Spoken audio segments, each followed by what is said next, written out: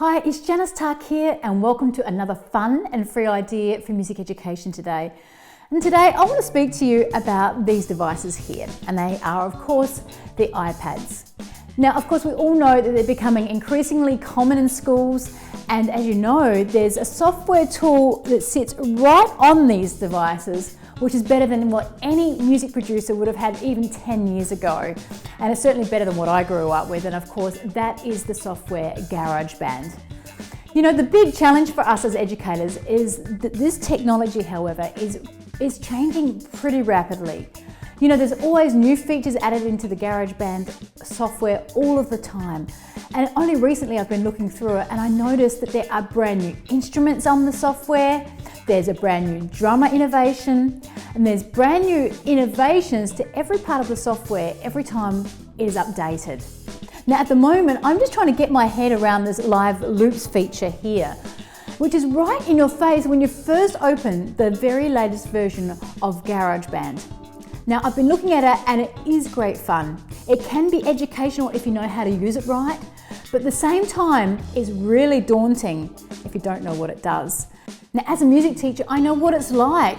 It's hard to get the time to look at these things specifically, but we've also got to really be onto it, because if we're not, the kids are going to ask us about it and then we're going to feel really behind the 8 ball, so to speak, if they ask us and we don't know what to do. So that's why my team and I are working flat out right now, creating a brand new series of lessons which we're presenting for the very first time next week for some mid-year professional development. And that is our 2017 GarageBand Masterclass Training Program. So I want you to go ahead now and click the link below to check it all out. And in the meantime, for this week, I want you to have something for free today.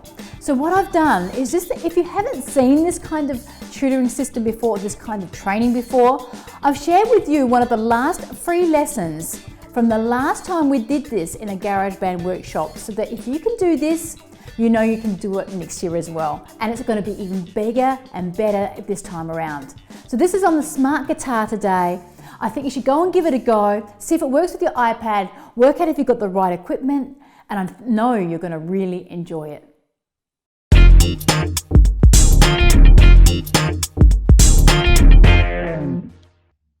So welcome back to lesson number 4. Now today we're going to learn to use the smart guitar features of GarageBand for iPad. So the first thing we need to do, of course, is to create a new song and choose the smart guitar from the choices that we have there. Now on the smart guitar screen, we have a number of controls. Firstly, we can just strum the strings downwards.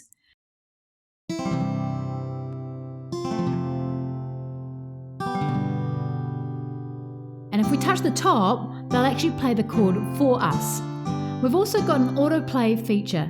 So if it's off, we strum and we play manually like I just did. But if I switch autoplay on, you can see the effect. Of course, this is with the acoustic guitar, but I've got a couple more choices if I want some different styles. I might choose classic clean and see what that's like.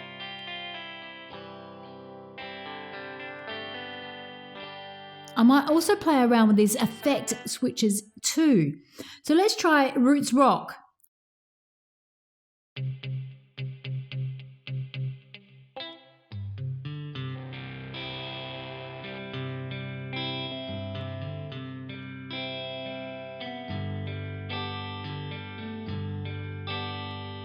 Okay, I think I might go with that for my demonstration. So firstly, we just want to stick with 2 chords. The first one is C, which is what we call a tonic of the key. And G is the second most important chord because it's called a dominant, and it's in the key of C.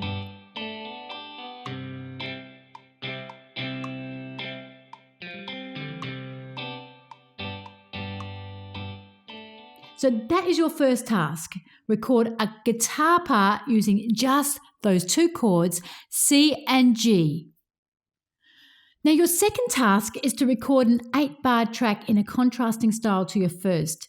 So therefore exit that track and save it as a name. Perhaps you can use your name .guitarlesson.1. Then start a new song again. Now choose a different guitar and a different autoplay pattern this time. Then use this progression this time.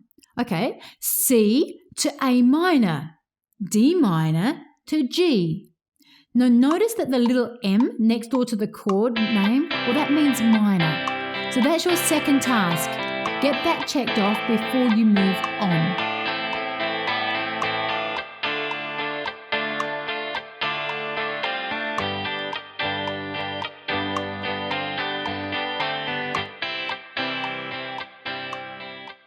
And your last task is to record your own chord progression of your choice. Remember that the chord progression is a really important part of the whole song, and there are some important key points about it. Firstly, what we call the home chord, the tonic chord, is the most important. On your iPad, it hasn't been changed, and that is C. Now you can change the whole key, of course, but just stick to C for now. If you see C in the middle with G and F on either side of it, well, you know you're in the key of C.